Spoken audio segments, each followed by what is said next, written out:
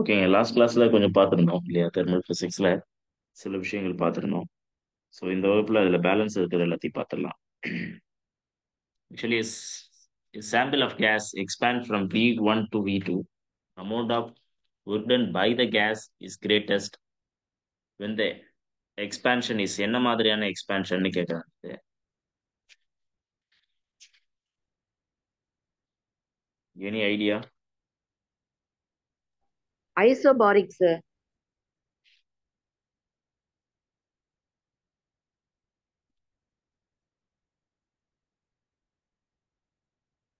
Isobaric. Very good. எப்படி சொல்றீங்க?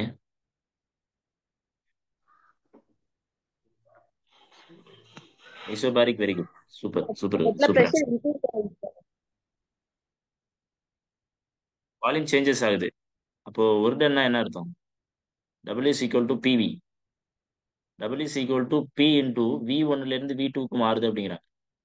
So volume changes நடக்குது. அப்போ எது கான்ஸ்டண்டா இருக்கணும்னா இதுதான் கான்ஸ்டன்ட். அப்போ ஐசோபாரிக் கான்ஸ்டன்ட் ப்ரெஷர் கான்ஸ்டன்ட்னா அந்த ப்ராசஸ்க்கு பேர் ஐசோபாரிக் ப்ராசஸ். சூப்பருங்க.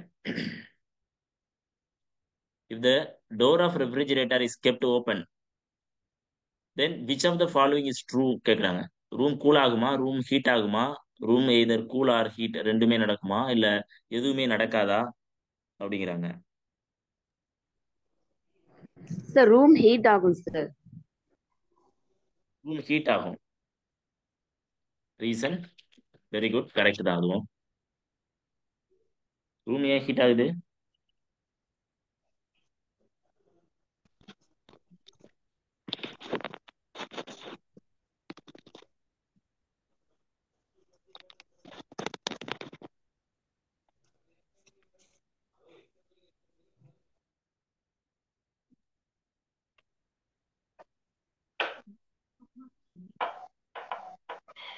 ஏன்னா அது கூலிங் சேம்பர்ல இருந்து எடுத்துக்கக்கூடிய ஹீட்டை விட அந்த டிசிபேஷன் ஆகிற ஹீட் வந்து ரொம்ப அதிகம்.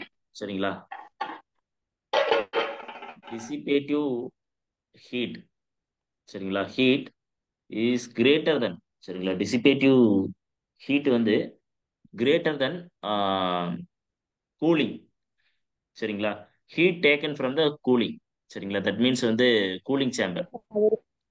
ஹீட் ஆஃப் த கரெக்டா கூலிங் சேம்பர். சொல்றீங்களா சார்? இருக்கிற டெம்பரேச்சர் அதுல இருந்து வரக்கூடிய டெம்பரேச்சர் அதிகமா இருக்கிறதால ஹீட் ஆகுதுன்னு சொல்லிட்டு ஒரு கான்செப்ட், என்னோட கான்செப்ட் ஓகேங்களா? புரியுதுங்க? சொல்லுங்க திரும்ப. நார்மல் ரூம் டெம்பரேச்சர் விட அது வரக்கூடிய ஹீட் வந்து அதிகமா இருக்கு சார். கூல் ஆகுறதால அதனால வந்து ஹீட் அதிகமாகுதுன்னு சொல்றேன் சார் நானு. அது ஓகேங்களா?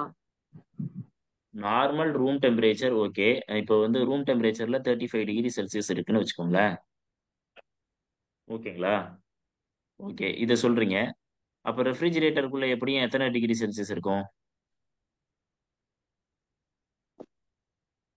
ஒரு 15 டிகிரி செல்சியஸ். கரெக்ட்டுங்களா? Yes sir. இப்போ சொல்லுங்க, இப்போ எதனால இப்போ வந்து நம்ம இதை வந்து ஓப்பன் பண்ணிட்டோம். ஓப்பன் பண்ணா கூலிங் தானே வெளியில வருது. அப்போ இங்க ஏற்கனவே 35 டிகிரியா இருக்கிறது 34 தானே குறையணும், ஏன் அதிகரிக்குது?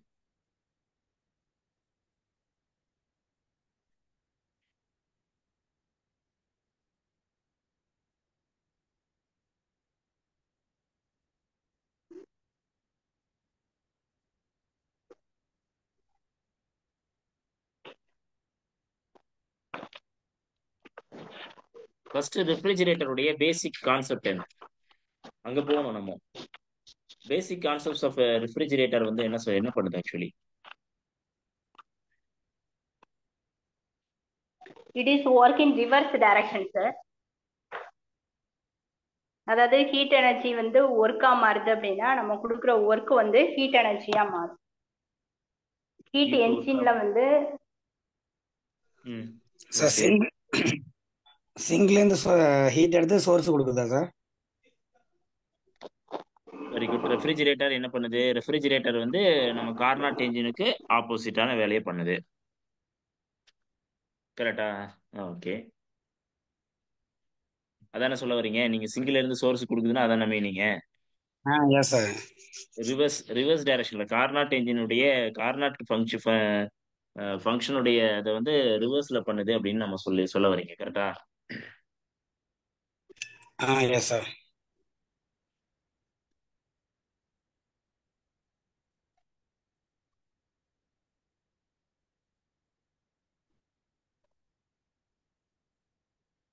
இங்க ஆக்சுவலி டெம்பரேச்சர் இன்வர்ஷன் நடக்கும் கரெக்ட்டுங்களா? ரெஃப்ரிஜிரேட்டர்ல டெம்பரேச்சர் இன்வர்ஷன் நடக்கும். நம்ம ரெஃப்ரிஜிரேட்டர்ல வந்து நிறைய விஷயங்கள் சொல்லியிருப்போம். இந்த ரீஜெனரேட்டிவ் கூலிங் அந்த மாதிரி சில கான்செப்ட்ஸ்லாம் சொல்லியிருப்போம்னு நினைக்கிறேன். Joule kelvin cooling effects. So இது எல்லாமே வந்து வில் ப்ளே இங்கே வந்து ப்ளே பண்ணுது. ஸோ ரெஃப்ரிஜிரேட்டருக்கும் இதுக்கும் என்ன வித்தியாசம் அப்படின்னு பார்த்தீங்கன்னா ஒரே ஒரு வித்தியாசம் தான். கார்னாட் என்ஜின் வந்து ஹீட்டை சோர்ஸ்லேருந்து எடுத்து சிங்குக்கு கொடுக்கும். ஹீட் என்ஜின் இல்லைனா வந்து ஹீட் பம்புன்னு சொல்றாங்க. ஆக்சுவலி இதை ஹீட் பம்புன்னு சொல்றாங்க. இது வந்து என்னதுன்னா ரிவர்ஸ் டைரக்ஷன்ஸ். கார்னாட் என்ஜினுடைய ரிவர்ஸ் டைரக்ஷன்ல நடக்குது. ரிசர்வாயர் எப்படின்னா ஹை டெம்பரேச்சர்ல நம்ம வச்சிருக்கிறோம். இங்க ரிசர்வாயர் ஹை டெம்பரேச்சர்ல வச்சிருக்கிறோம். கார்னாட் என்ஜின்ல வந்து ரிசர்வாயர் லோ டெம்பரேச்சர்ல வச்சிருப்போம்.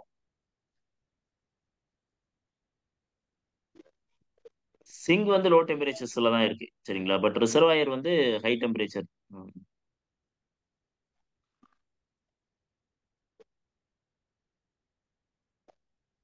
ரிசர்வாயர் வித் ஹை டெம்பரேச்சர்ஸ், அதாவது சோர்ஸ் நம்ம ரிவர்ஸ் டைரக்ஷன்ஸ்ல கொடுக்குறோம்.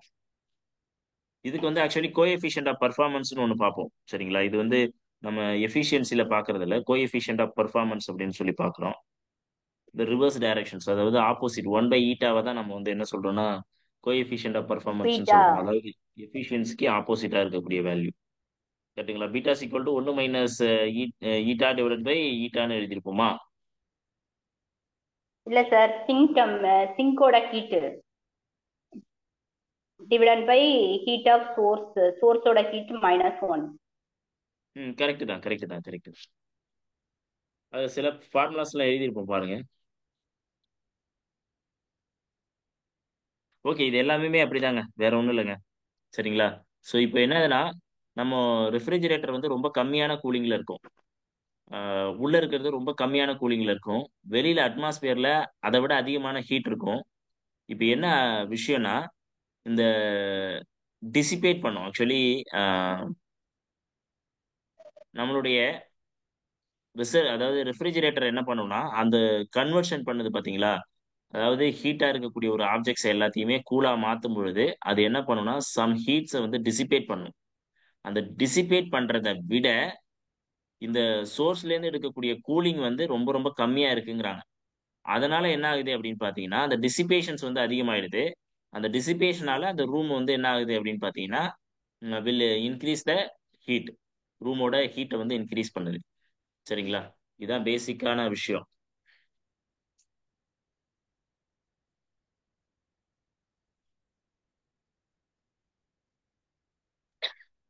இது என்ன சொல்லனா heat taken from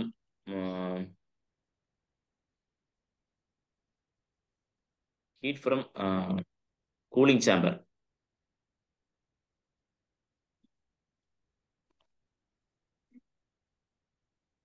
சரி, ஓகே, இவ்வளவுதான் விஷயம். The cyclic process work done by the system is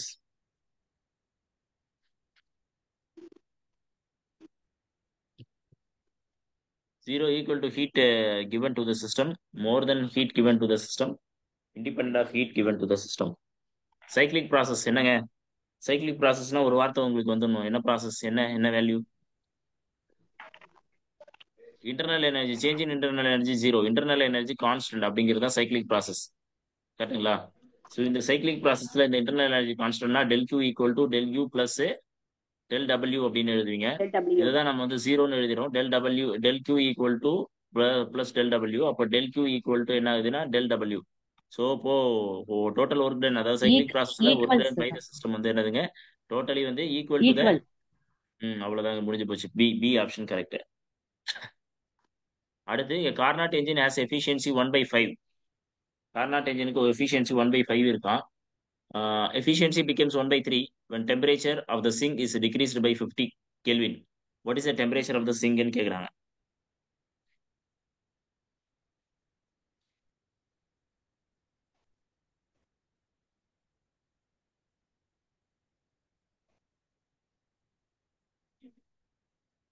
எப்படி போடலாம்? இது ஈஸியான மெத்தட் தான். ஏன்னா இப்ப யாராவது போட்டு ட்ரை பண்ணிருக்கீங்களா? டெஸ்ட் எழுதுனவங்க ட்ரை பண்ணுமே. 1/5 ஈக்குவல் டு என்னது? கார்னாட்டினுடைய எஃபிஷியன்சி வந்து 1 மைனஸ் T2/D1 1 minus கரெக்டுங்களா? T2/D1. T1 அது வந்து என்னதுன்னா 1/3 ஈக்குவல் டு 1 மைனஸ் இந்த T2 என்ன பண்றாங்களா? T2 வந்து என்னதுன்னா sink is decreased by 50 kelvin. T2 divide by அதாவது 50 கெல்வின் டிகிரீஸ் பண்ணிட்டீங்கன்னா -1 வந்துடும். சரிங்களா? இப்போ இது ரெண்டையுமே சால்வ் பண்ண சொல்றாங்க. சால்வ் பண்ணீங்கன்னா என்ன வரும் அப்படின்னு கேட்காங்க. என்ன பண்ணலாம்? சால்வ் பண்ணலாமா? சால்வ் பண்ணி பார்த்துறீங்களா? 1/5 equal to T1 minus T2 divided by T1. அப்போ வந்து நீங்கள் என்ன எழுதுவீங்கன்னா 5T1 minus 5T2 equal to T1 வரும். ஸோ அப்போ 5T1 வந்து 4T1 வந்துடும். 4T1 minus 5T2 equal to 0. இது ஒன்றாவது ஈக்குவேஷனாக வச்சுக்கோங்க. இதை வச்சுக்கிட்டு இன்னும் சிம்பிளிஃபை பண்ணலாம். நீங்கள் சிம்பிளிஃபை பண்ணீங்கன்னா என்ன வரும்? T1 equal to 3 times T1 minus of T2 minus 50 கரெக்டுங்களா? ஸோ அப்போ நீங்கள் என்ன பண்ணலாம்? T1 equal to 3T1 minus 3T2 உள்ள மல்டிப்ளை பண்ணுறோம். நம்ம உள்ள மல்டிப்ளை பண்ணால் மைனஸ் இன்ட்டு மைனஸ் ப்ளஸ் ஆகிடும். ப்ளஸ் 150 வருது. ஸோ இப்போ இதையும் வந்து நீங்கள் சால்வ் பண்ணீங்கன்னா என்ன வரும் உங்களுக்கு? 2T1 மைனஸ் 3T2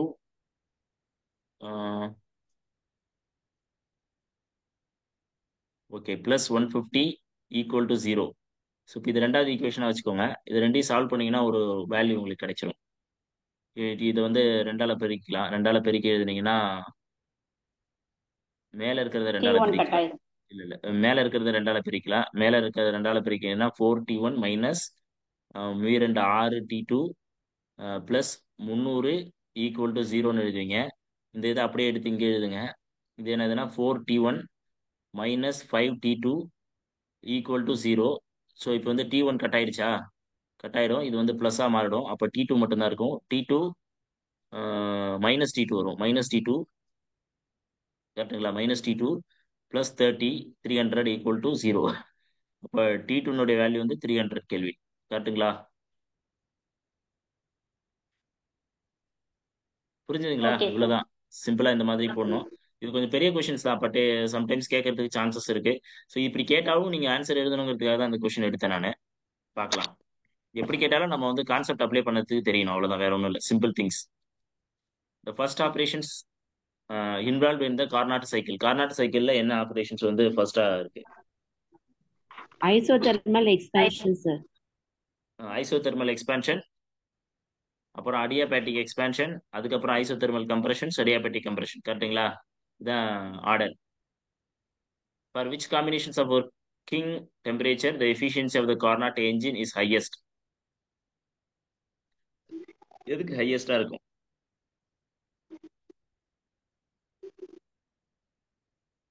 நாலு இதுக்குமே போட்டுதான் சார் பார்க்கணும்.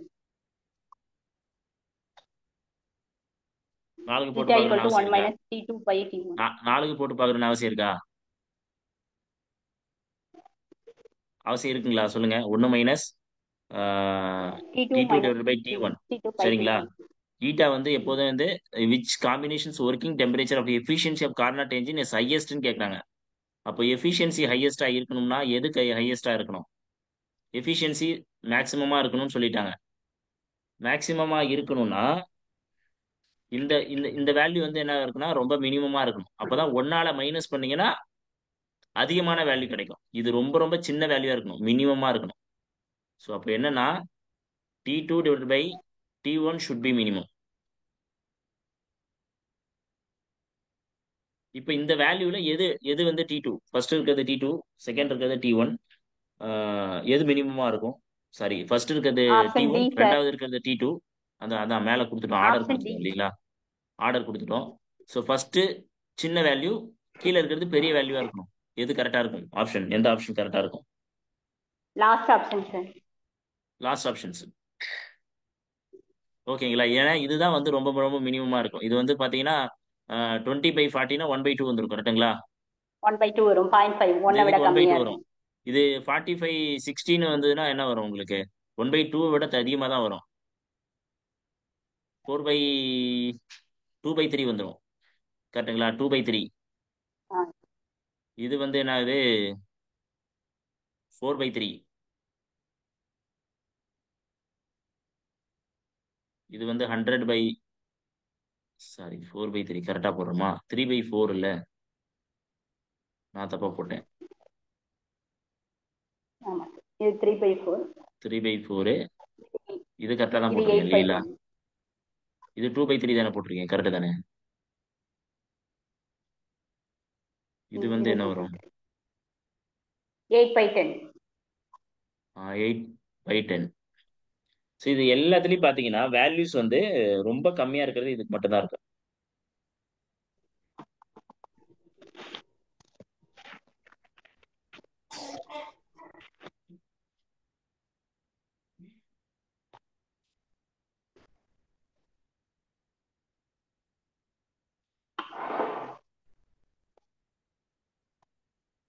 So D option is correct answer.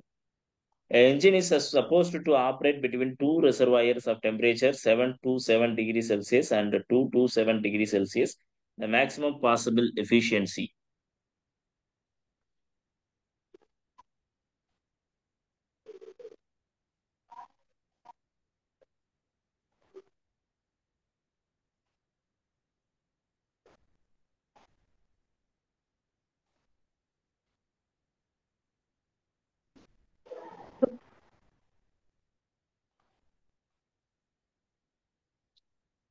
எவ்வளோங்க?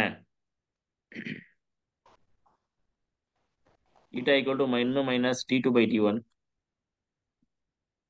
T1 என்ன வருது actually? 1000 Kelvin. 500 1/2. Very good. TL 500 Kelvin. 0.5 வருது sir. 1/2. Option A sir. 500 Kelvin divided by 1000 Kelvin. அப்போ வந்து என்ன வருது? 1/2 வருதுங்களா? 1/2 ஈக்குவல் டு 0.5. ஆப்ஷன் எந்த ஆப்ஷன் சொல்றீங்க ஆன்சரு? ஏவா? A option. அது நேராக தான் இருக்கு, இதில் ஒன்றும் சிம்பிளிஃபை பண்ண வேண்டிய அவசியம் இல்லை. ஓகே, வெரி குட், சூப்பருங்க. The temperature of the reservoir of Carnot engine operating with efficiency 70% சொல்லிட்டாங்க. 70%னா eta is equal to 70 divided by 100 அப்படின்னு சொல்லலாம். is 100 Kelvin the temperature of the sink கேட்குறாங்க. அப்போ வந்து 70/100 equal to eta equal to 1 minus T2 divided by T1. T2 divided by T1னா T2 தெரியாது, T2 தான் கேட்குறாங்க. சிங்கோடைய temperature, சோர்ஸினுடைய temperature 1000 கெல்வின்னு சொல்லிட்டாங்க. கரெக்டுங்களா? 1000 கெல்வின்னு சொல்லிட்டாங்க. ஸோ அப்போ என்ன பண்ணலாம் நீங்கள்? 70 divided by 1000 sorry 100 equal to 1000 minus T2 divided by 1000 வரும். இந்த 1000ல இருக்கிறதே அந்த 100ஐயும் நீங்கள் அடிச்சிடலாம். அடிச்சுட்டா இங்கே வந்து 700 வருது. 700 equal to 1000 minus T2. T2 equal to 1000 minus 700. Okay. T2 equal to 300 Kelvin. இப்படி போடணும். In which of the following process heat is neither absorbed nor released? சொல்லுங்க, இதுக்கெல்லாம் யோசிக்கவே கூடாது. கொஸ்டின் வந்த உடனே ஆன்சர் சொல்லுங்க. adiabatics. வெரி குட்ங்க, அவ்வளவுதான். இந்த மாதிரி கொஸ்டின்லாம் வந்த உடனே ஆன்சர் வந்த உடனே சொல்லிடணும். கொஸ்டின் வருதோ இல்லையோ ஆன்சர் சொல்லிடணும். 4 ஆப்ஷன்ல பார்க்கவே கூடாது. இந்த கர்வ் ஓசி என்ன சொல்லுது? 3 கர்வ் சொல்லியிருக்கோம்.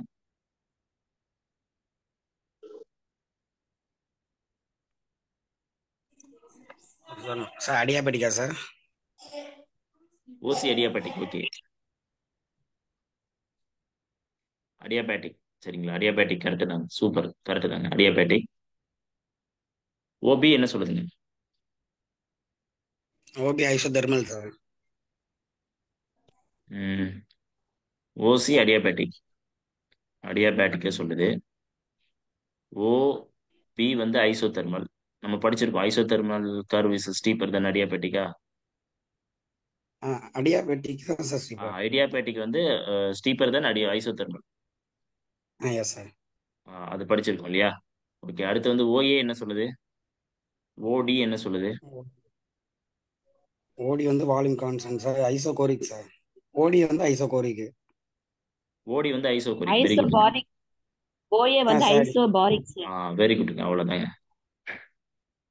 சிம்பிள். எப்படி கேட்டாலும் நீங்க ஆன்சர் பண்ணிடலாமா? இந்த கிராஃப் ரிலேட்டடாக எந்த கொஸ்டின் கேட்டாலும் நீங்க ஆன்சர் பண்ணிடணும், அவ்வளவுதான், முடிஞ்சு போச்சு.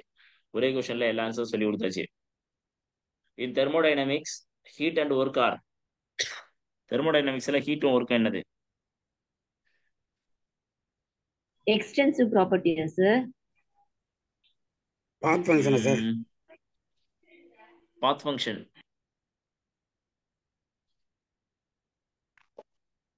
எக்ஸ்டென்சிவ் ஸ்டேட், இன்டென்சிவ் ஸ்டேட், இது ஸ்டேட் ஃபங்க்ஷன் கிடையாதுங்க. இது வந்து பாத் ஃபங்க்ஷன். கரெக்டா? It's not a state function. State ஃபங்க்ஷன்னா தான் நீங்க வந்து நீங்க சொல்றது correct madam. Yes sir. Okay sir. Okay இது சார். Okay sir. இது வந்து பாத் ஃபங்க்ஷன். ஆக்சுவலி ஸ்டேட்னா தான் நம்ம ஸ்டேட்டை தான் நம்ம வந்து என்ன பண்ணணும், பாயிண்ட் ஃபங்க்ஷனா இருந்துச்சுன்னா அது ஸ்டேட் ஃபங்க்ஷனா இருக்கும். அதுக்குள்ள இருக்கக்கூடிய ரெண்டு கேட்டகரி தான் extensive, intensive property, intensive state. ஓகேவா? ஓகே, தென் அடுத்த கொஸ்டின் போய். அப்போ வந்து எது ஆன்சர்னா ஏங்கிறது ஆன்சர். ஓகே, அடுத்து வந்து which one of the given curve work done is மினிமம்னு கேட்குறாங்க. எதனுடைய ஒர்க் டன் மினிமம்?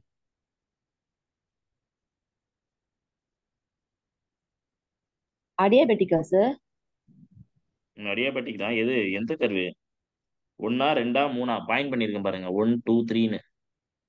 எதோட ஒர்க் தேர்ட் லென்த் கர்வ் ரொம்ப சார். கம்மியா இருக்கு? என்னதுங்க? Third sir. Third third curve. One, C. C option சரிங்களா? ஏன்னா ஒர்டனுங்கிறது வந்து இந்த இதுக்கு நேரா நீங்க வந்து எவ்வளவு ஏரியா கவர்டு அப்படிங்கிறது தான் ஒர்டன் இல்லையா? இந்த ஏரியா தான் இருக்கிறதுலே கம்மியான ஏரியா வரும். ஸோ அதனால இந்த ஏரியாவை தான் நம்ம என்ன சொல்றோம்னா மினிமம் ஒர்டன் இருக்குன்னு சொல்றோம். Zeroth law of thermodynamics explain the concepts of energy. Energy is dependent on the temperature. June is correct. Zeroth law of thermodynamics explain the concept of energy. அப்படிங்களா? False sir. No sir. எதை no sir. என்ன சொல்லுது concept of energy? Sorry, zeroth law of thermodynamics என்ன சொல்லுது? Equilibrium பத்தி தான் explanation பண்ணுது sir. ஈக்குலிபிரியத்தை பத்தி சொல்லுது சரிங்களா? Okay, very good. Energy is dependent on the temperature. கரெக்டுங்களா? Energy is depend on temperature. கரெக்டா? டெம்பரேச்சர் டிபெண்ட் பண்ணியிருக்கா எனர்ஜி? எஸ், அஃப்கோர்ஸ் இருக்கே. ஆக்சுவலா வந்து ஒன்ல இருந்து இன்னொரு டிரான்ஸ்ஃபர் ஆகுது இல்ல சார், அதனால கண்டிப்பா இருக்கு சார். வெரி குட், அவ்வளவுதான். The value of Stefan constant, direct question.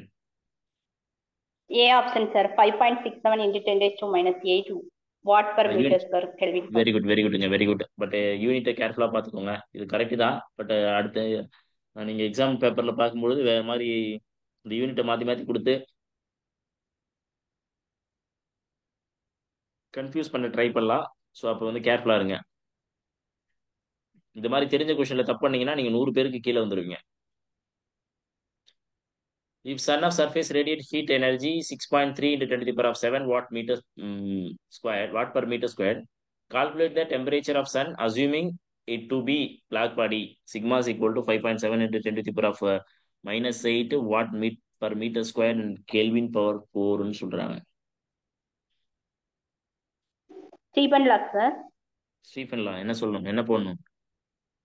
E is equal to sigma t power 4. Very குட்ங்க, அவ்வளவுதான். E equal to sigma t power 4. E சொல்லிட்டாங்க, T கண்டுபிடிக்க சொல்றாங்க, சிக்மாவும் சொல்லிட்டாங்க. அப்ப T பவர் 4 கண்டுபிடிக்கணும். இப்போ T பவர் 4 ஈக்குவல் டு நீங்க ஈனுடைய வேல்யூ என்னது, எனர்ஜி சொல்லிட்டாங்க, வாட் பர் மீட்டர் ஸ்கொயர்னு. சர்ஃபேஸ் ரேடியேட் ஹீட், எனர்ஜியை தான் ஹீட்னு சொல்றோம். 6.3 into 10 to the power of 7 watt per metre square divided by சிக்மாவோட வேல்யூ வந்து 5.7 into 10 to the power of -8. So நீங்க இதை வந்து சிம்பிளிஃபை பண்ணணும் ஆக்சுவலி.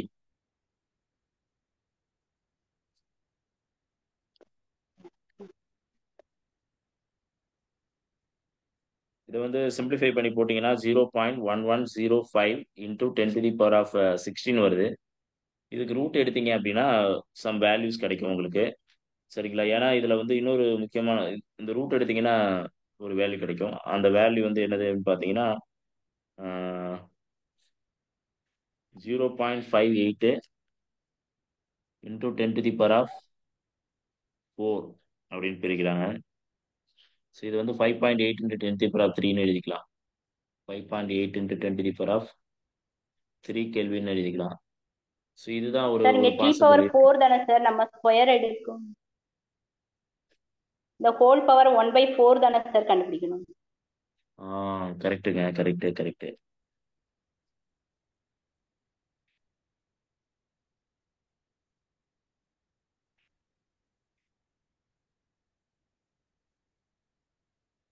ஏழு ஏழு எட்டு எட்டு எட்டு 16. ஓகே கரெக்டு தான். 2 தாங்க வரும், சாரி. அந்த இடத்துல T⁴ இங்க வந்து 2 வரும்.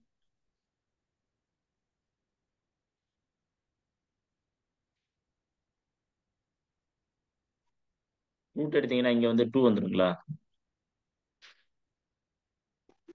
ஆமா சார்.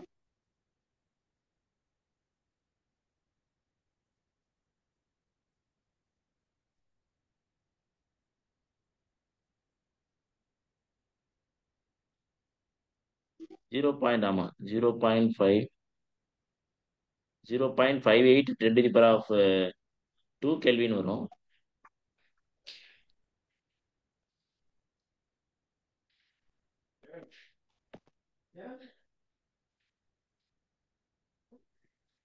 கரெக்டு தான்.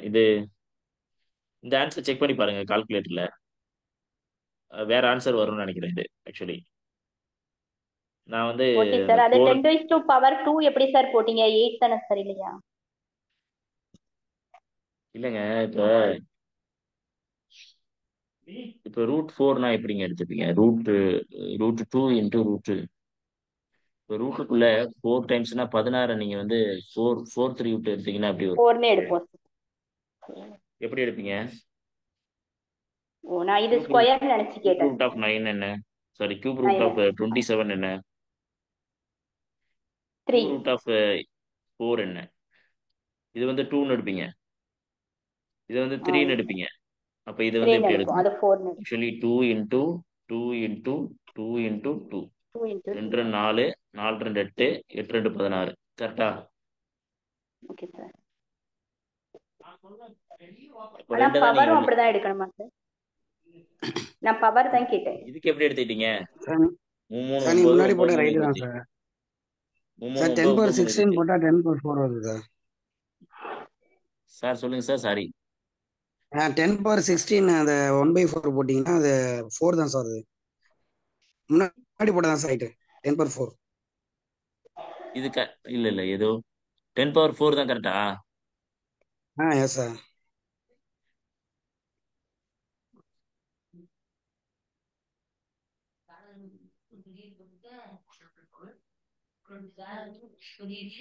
இல்லைங்க, இது ஏதோ மால் ஃபங்க்ஷன் ஆயிடுச்சு. Okay, sorry. கடவுளே, இந்த நேரத்துல வந்து சொதப்புது.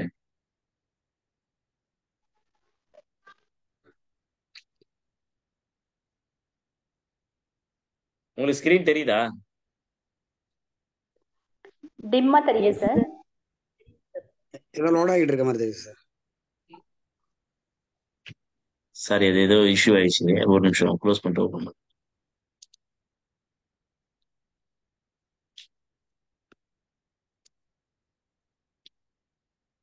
கரெக்ட். இப்போ 10⁻4 சார் சொன்ன மாதிரி 10⁻4 வந்துச்சுன்னா 4 கரெக்ட் தான், சரிங்களா? ஸோ இப்போ அந்த அந்த ஆன்சர் இப்படி போட்டோம்னா 4 கரெக்ட் தான். அப்போ இப்படி எழுதலாம், இது கரெக்டான ஆன்சர். ஸோ இந்த மாதிரி பாருங்க, அது ஒன்றும் இல்லை. நம்ம சின்ன சின்ன எல்லாமே கொஞ்சம் கேர்ஃபுல்லாக இருக்கணும் எல்லா இடத்துலையுமே. இல்லைன்னா கொஞ்சம் சிரமம் தான். இந்த அளவுக்கு ரொம்ப டஃப்பாக கேட்க மாட்டாங்க. But prepare for tough examinations. ஈஸியாக தான் இருக்கும் எக்ஸாம்ஸ், கவலைப்படாதீங்க. பட் ஆனால் டஃபஸ்ட்டுக்கு நம்ம வந்து தயாராக இருக்கணும். அதே மாதிரி ஈஸியஸ்ட்டுக்கும் தயாராக இருக்கணும். என்னன்னா நிறைய பேர் வந்து என்ன பண்ணுவாங்கன்னா டஃபஸ்ட்டுக்கு தயாராகிட்டு ஈஸியஸ்ட்டுக்கு விட்டுருவாங்க. ஸோ அந்த மாதிரி இருந்துடக்கூடாது, கொஞ்சம் கேர்ஃபுல்லாக இருங்க. கான்செப்ட்ஸும் படிச்சுக்கிட்டே இருக்கணும் ஆக்சுவலி, அதான் ரொம்ப முக்கியம். Okay okay. The coefficient of thermal conductivity depends upon எதை பொறுத்து இருக்கு? Area coefficient of of the thermal area area of the plates. Thermal conductivity depends upon the material of the பிளேட்டை பொறுத்தாங்க இருக்கு. Material of the plate. சரிங்களா? இது theory question, கொஞ்சம் பார்த்துக்கோங்க. Unit of intensity of solar radiation. Solar ரேடியேஷனுடைய unit என்ன? Kilowatt per meter square. Kilowatt per metre. Very good. A Square. Option. சூப்பருங்க, ஏ ஆப்ஷன் கரெக்ட். இதுவும் டைரக்ட் கொஸ்டின்ஸ் தான். Critical temperature of oxygen is liquefications of கேசஸ்ல minus இருந்து வருது. 190. Sir இதுல நோட்ஸ்ல 2 temperature எங்களுக்கு கொடுத்துருக்கீங்க சார். ஃபர்ஸ்ட் ஒரு இதுல -118 கொடுத்துருக்கீங்க, ஒரு இதுல -119 கொடுத்துருக்கீங்க. அதுதான். அது ஒன்றும் பண்ண முடியாதுங்க. சில புக்ஸ்ல புக்கு மாறுங்க. சரிங்களா? நான் அதான் சொல்லி தான் கொடுத்துருப்பேன்னு நினைக்கிறேன். கிளாஸ் எடுக்கும் போதே சொல்லியிருப்பேன்னு நினைக்கிறேன். இது வந்து வேற ஒரு புக்ல இருந்து எடுத்தது, இது ஒரு வேற புக்ல இருந்து எடுத்ததுன்னு சொல்லியிருப்பேன். எது வந்தாலும் கரெக்ட் தான். சரிங்களா? நியர்பை வேல்யூ, இந்த நியர்பை வேல்யூ பாத்துக்கோங்க. ரொம்ப வேரியேஷன்ஸ் இப்ப பாருங்க, இதுக்கும் ரொம்ப வேரியேஷன்ஸ் இருக்கு. இந்த மாதிரி வேரியேஷன்ஸ் இருக்காது. But you can take it as nearby values. சரிங்களா? நியர்பை வேல்யூ எது வேணாலும் எடுத்துக்கலாம். என்ன தெரியல, கடைசி நேரத்துல எப்படி சொதப்புது.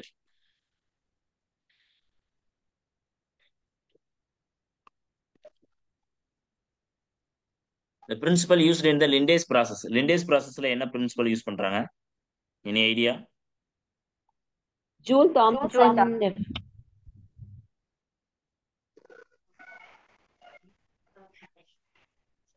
Principle used in Lindace process. Very good.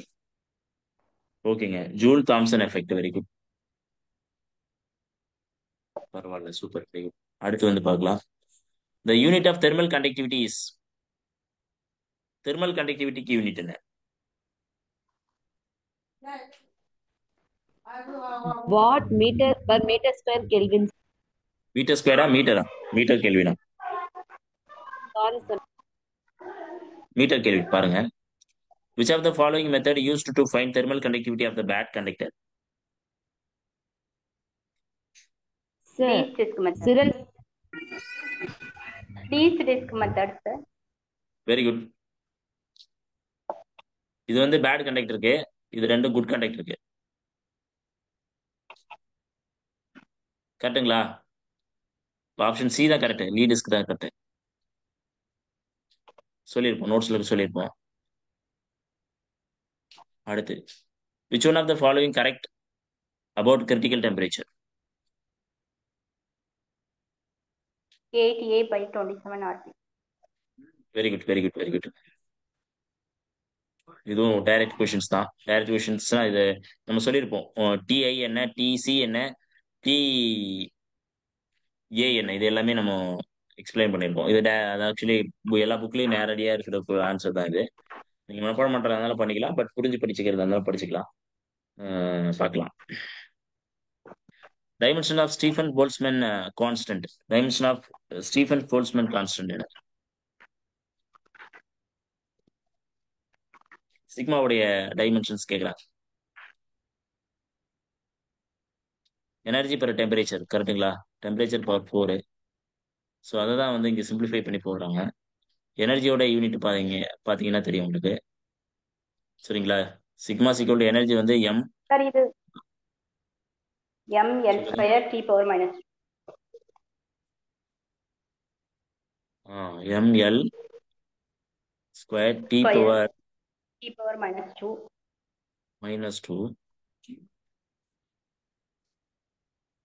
இதுதானா? இது கொஞ்சம்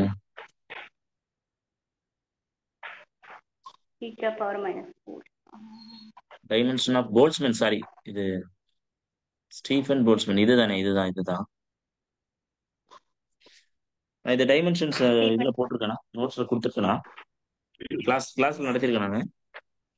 சார் அது அந்த எனர்ஜி இருக்குல்ல சார், அது ஈங்கிறது எனர்ஜி ரேட்டா பெரிய யூனிட் ஏரியாவா சார்? Unit area. கரெக்ட்டுங்க. Per unit area, per unit temperature. Power unit area. அது கரெக்ட்டா சொல்லிருக்கீங்க. ஈங்கிறது வந்து power radiated per unit area per unit temperature. Unit area. அப்போ வந்து டெம்பரேச்சரும் டி பவர் -1 தான் வரும். ஸோ ஆப்ஷன் ஏ தான் கரெக்டான ஆன்சரு. இது சிம்பிளிஃபை பண்ணி போட்டிருப்போம்னு நினைக்கிறேன், நான் கிளாஸ்ல போட்டிருப்பேன்னு நினைக்கிறேன். பாருங்க.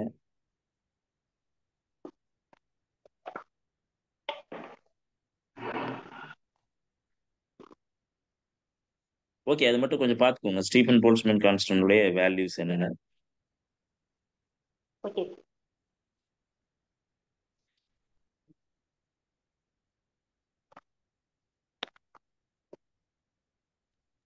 கரெக்டாக வருது சார். கரெக்டாக வருதுங்களா? வருது சார், கரெக்டாக வருது. ஓகேங்க, ஓகே.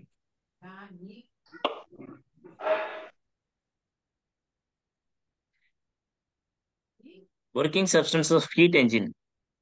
ஹீட் என்ஜினுடைய ஒர்க்கிங் சப்ஸ்டன்சஸ் என்னங்க? Petrol petrol. Petrol sir. Petrol. Very good, very good, very good. சூப்பருங்க, பெட்ரோல். அதுக்கு அடுத்து வந்து for any process change in enthalpy of universe is, sorry, change in என்தால்பியா என்ட்ரோபியா, என்ட்ரோபியா தான் அப்படி எழுதிட்டேன், சாரி. இது என்ட்ரோபிங்க. ஓகே சேஞ்ச் இன் என்ட்ரோபி எப்படிங்க? எந்த ப்ராசஸ்க்காக இருந்தாலும், எனி ப்ராசஸ்க்கு. 0 சார். இல்லைங்க, எனி யூனிவர்ஸ் ப்ராசஸ்னா பாசிட்டிவ். 0. Okay sir. எனி ப்ராசஸ்னா ஜீரோ ஆர் பாசிட்டிவ் தான். ஆக்சுவலி ஜீரோ இஸ் பாசிட்டிவ்ல சேர்றது தான். சரிங்களா? ஜீரோவுக்கு நெகட்டிவ் கிடையாது, ஜீரோ பாசிட்டிவ்ல சேர்ற ஒரு குவாண்டிட்டி தான். ஸோ பாசிட்டிவ் தான் கரெக்டான ஆன்சரா இருக்கும். Any process zero or positive, நம்ம அப்படி ஆப்ஷன் கொடுத்துருக்கோம்னு நினைக்கிறேன். சரிங்களா? ஏன்னா ரிவர்சபிள் ப்ராசஸ்க்கு என்னங்க வரும்? Entropy constant zero sir. இல்ல, ரிவர்சபிள். என்ட்ரோபி வந்து ஃபார் ரிவர்சபிள் அண்ட் சைக்கிளிக் ப்ராசஸ்க்கு என்ன சேஞ்ச் இன் என்ட்ரோபி? கான்ஸ்டன்ட் தானே சார் இருக்கும், அதுல என்ட்ரோபி. ரிவர்சபிள் ப்ராசஸ்க்கு constant change zero in entropy zero. Correct தான், நீங்க சொல்றது கரெக்ட் தான், கான்ஸ்டன்ட் தான். Entropy constant, change in entropy zero. கரெக்டா? 0. Zero okay. சேஞ்ச் அது இன் கிளியர், என்ட்ரோபி அதுல ஜீரோ. கிளாரிட்டியா இருக்கணும். இப்ப அதே இந்த வார்த்தை 2 வார்த்தை கொடுத்துறேன். இப்ப கான்ஸ்டன்ட் அண்ட் ஜீரோன்னு கொடுத்தீங்கன்னா நீங்க எதை சூஸ் பண்ணுவீங்க? கான்ஸ்டன்ட் சூஸ் பண்ணீங்கன்னா மார்க் போயிடுச்சு, ஜீரோன்னு சூஸ் பண்ணீங்கன்னா கரெக்ட் ஆன்சர். சப்போஸ் கொஞ்சம் நல்லா படிச்ச டீச்சர்ஸ் கொஸ்டின் எடுத்தாங்கன்னா இந்த மாதிரிலாம் கேட்பாங்க.